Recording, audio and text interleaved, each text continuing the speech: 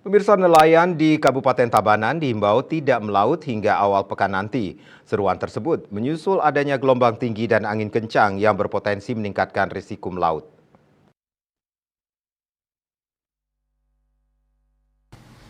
Ketua Paguyuban Nelayan Bali Ketut Arsanayase mengungkapkan, sejak 2 hari terakhir dari pantai satelit, pantai di sebelah selatan Bali termasuk pesisir pantai di Kabupaten Tabanan terjadi angin kencang dan gelombang tinggi.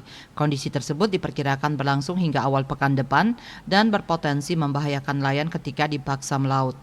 Kondisi ini menyebabkan perahu bisa terbalik sehingga pihaknya mengimbau nelayan melalui grup WA dan medsos agar menunda sementara melaut hingga Senin depan. Diterangkannya di pesisir selatan Bali hembusan angin kencang mencapai di atas 40 km per jam dan ketinggian gelombang sekitar 1,5 meter sampai 4 meter.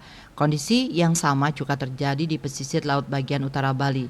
Bahkan dampaknya lebih berbahaya karena ketinggian gelombang laut diperparah adanya momen setengah tillem yang mana biasanya selalu dibarengi pasangnya gelombang laut.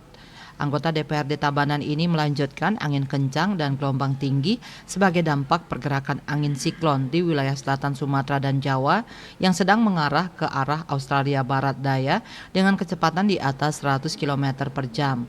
Di pesisir Laut Selatan Tabanan, puncak ketinggian gelombang akan terjadi pada Jumat 15 Maret dan berangsur-angsur kembali normal pada awal pekan nanti. Akan tetapi di tengah cuaca buruk ini, potensi tangkapan nelayan cukup melimpah. Terlebih lagi lobster.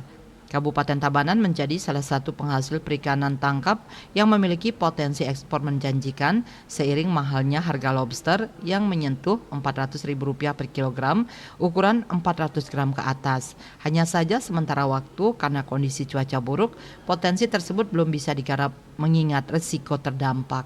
Manik Bisnis Bali melaporkan.